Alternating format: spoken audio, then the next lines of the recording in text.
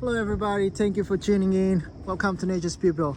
Today's question is homosexuality ingrained in our genome, or is it a social construct and it's a way that the world is trying to use to, or certain organizations of the world are trying to use to manipulate the way we think, live, and have our lives?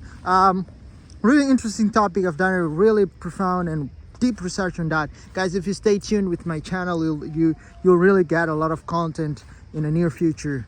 I can guarantee you that. Okay, let's get deep into the point. Is homosexuality natural? Am I naturally homosexual or lesbian, or is it something that they ingrained into my brain through social media, through a lot of aspects of the world, or anything out there that is influencing the way I think? Let's get deep into it.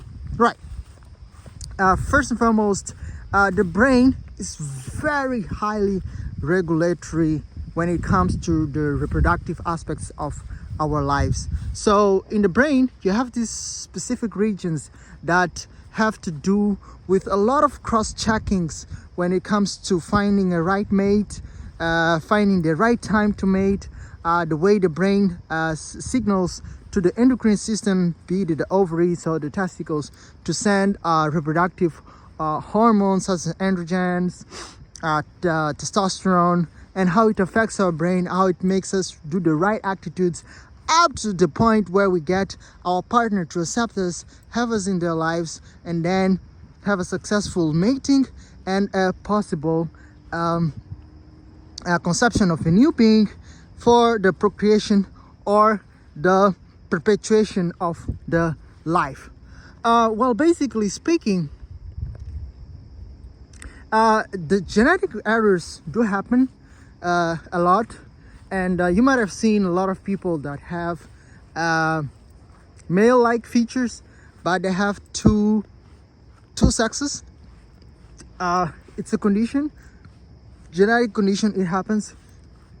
And according to the research I've already made, it also happens that a person can fully develop his reproductive parts. However, a part of the brain that is responsible for understanding these aspects of that I mentioned prior, like the feedback between the hormonal system, the endocrine system of the brain, falters, or sort of just is built in a certain way that just it's open for different engagements, also happens. So basically, to be simple and precise and summarized, homosexuality is in fact something that people are born with. So you can be born homosexual. However, you can be born straight, which is your hormonal system is working perfectly, your brain has all these setups that are responsible for making reproduction and finding a mate perfectly fine, and you get an infection that affects the way these back feedback systems get from the brain to your endocrine system start to falter, and you sort of develop a new perspective or ways of having attraction to same sex, which is also a normal thing. However, it's affected by some external factors such as an infection. Well, thirdly, I'll mention, now talking about external factors such as social media or seeing other people, that has a very, very low influence in the decisions people make to actually make transitions of sex or becoming gays or lesbians. Why is that? Based on the research I brought, and before continuing with these videos, I know they're a little bit sensitive. I don't judge anyone depending on their sexual orientation. I feel everyone in this world is free to be whatever they want. I'm all in for a happy life for everybody. So no comments, no bad comments against people who choose any sexual orientation. People are free to live their lives, just like in this beautiful park and me here. Anyways, getting back to the point, what I was saying is that social stress and media or social platforms really have a low effect on how people take their sexual orientation, primarily due to the fact that as we grow, the human brain tends to have a fast rate of development through the infant period of gestation, which is maybe from conception up to 9 to 10 months.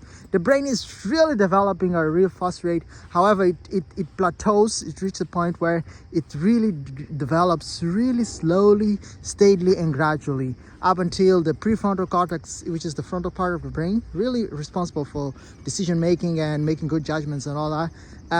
It sort of reaches its peak at age 25 for mostly females. The male brain develops for a little bit more, tends to take a lot of more time to develop.